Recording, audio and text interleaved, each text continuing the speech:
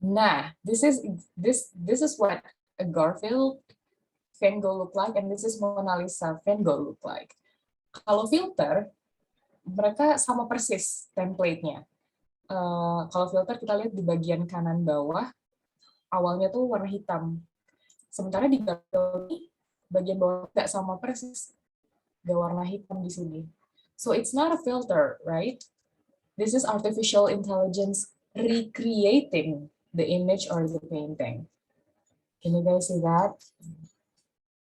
See? That's what artificial intelligence thinks when they create it. So, yeah, staring at the shape of Mona Lisa. Yeah, so this is really complicated work of artificial intelligence. Now, we go back to here. So, answer the big question here, can machines think creatively or be creative? Come on, write down your answer on the chat box. What do you think, Firos, Alexander, Richard? Yes, yes, Kenjiro, yes. Wow. So you guys agree, totally agree, that a machine can think creatively like human. William, Howard, do you think that machine can be creative? Yes. Completely agree. Okay. The other side of things, when we think that finally machine can be creative, there's also downside of it. For example, deep fakes. Let's see this video first. I think here, yeah, okay. Wait, did I share my audio?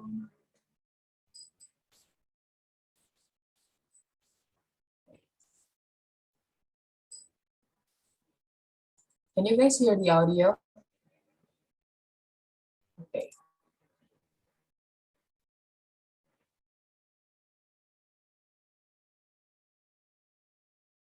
We cannot hear. I think you cannot hear the audio. Okay. Wait a second. Miss, please share sound dulu, Miss. Wait. How did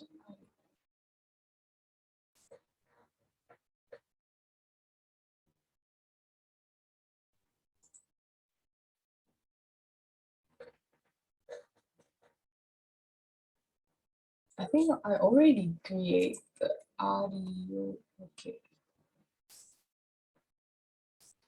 Oh, here. Okay. Things like entering an era in which our enemies can make it look like anyone is saying anything at any point in time, even if they would never say those things. So, for instance, they could have me say things like, I don't know, Killmonger was right. Now, you see, I would never say these things, at least not in a public address, but someone else would. Someone like Jordan Peele. This is a dangerous time. Moving forward, we need to be more vigilant with what we trust from the internet. It's a time when we need to rely on trusted news sources. Exactly. Right? Isn't that scary? Okay. I can tell because he doesn't sound like Obama.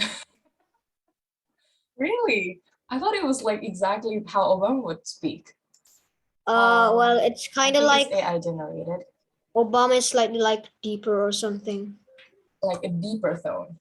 Okay, so on the other side of things, we can see how AI quickly learn creatively, create new arts, create new other kind of media. And then on the flip side, we can see how AI misused to make a deepfake video or fake news even, right? And that is really concerning. I want you guys to write down on the chat box to answer one of these questions. where does the data set used to this one used to train the algorithm come from? Kira-kira yang buat deepfake video seperti tadi Obama itu bikin datasetnya dari mana coba? I played of myself singing. Really, Richard? How was it? It's kind Okay. of bad. I don't know. Bad. The question is, how much video do you create to be an input? There must be a lot, right? Yeah. So much, because untuk bikin video semirip tadi butuh bahannya banyak banget. Okay, this is how a deepfake would come to life. For example, kita mau bikin gimana ya cara bikin deepfake video Elon Musk probably like singing a happy birthday song. Pertama, kita harus masukkan dalam AI itu, ada generatornya, ada datasetnya, bagaimana dataset Elon Musk kira-kira kalau senyum, kalau ketawa, kalau sedih, ekspresinya macam-macam, so many expressions, semuanya dimasukin.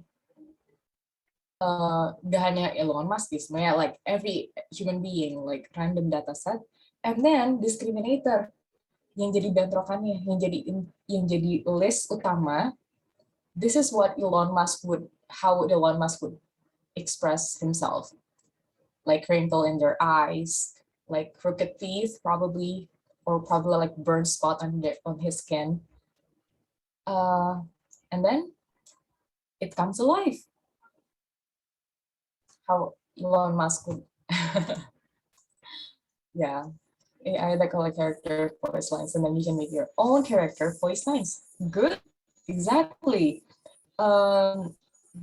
Kecerdasan buat ini sangat dalam terus mengolah data, terus dibentrokin. Kalau ini Elon Musk bukan, kalau ini Elon Musk bukan. Dan begitu iya, semuanya dikumpulin, dan dia bisa bikin video yang semirip mungkin, di mana Elon Musk mungkin berpidato, berbicara, nyanyi, berekspresi, senyum atau sedih kayak cemberut mungkin. And that's how AI creatively think, but for a bad purpose or a wrong purpose. And then we can see here, for example, contohnya, this is a photo of President George W. Bush, like reading a book with a girl. And if you guys notice, the book is upside down, like, right? And then you can see here with AI or editing skills. But if it's in the form of video, you can make it like the president, like reading it correctly.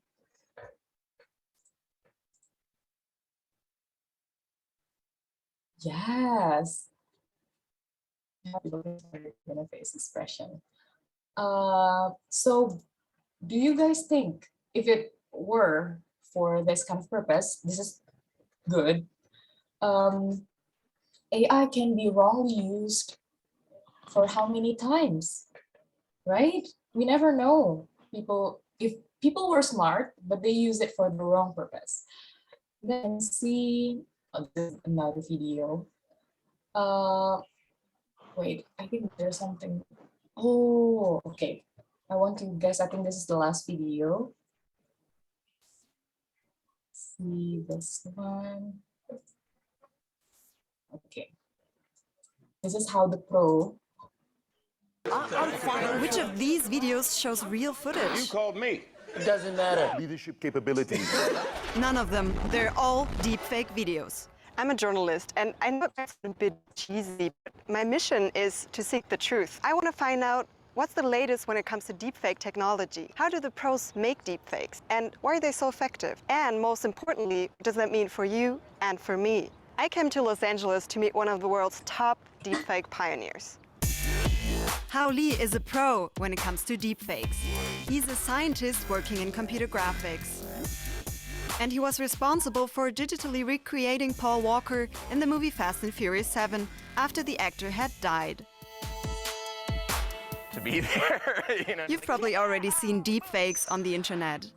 like Nicolas Cage appearing in every movie you can think of, or Barack Obama insulting Donald Trump. President Trump is a total and complete Those AI-manipulated videos have gotten better and better over the years.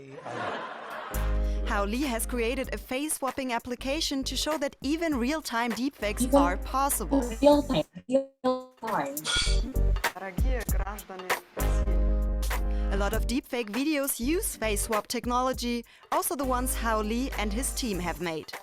This is an example of a deep fake video that we generated, right? So you can see on, wow, it's so real that I can't even tell the difference. I haven't been this excited since I found out my package from LSV. So here on the left, you have basically the deep fake, and on the right, this is the original footage. So you can see like how realistic it is, right?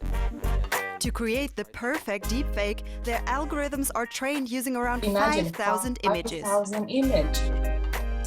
You're not modeling anything, you're just collecting a bunch of faces.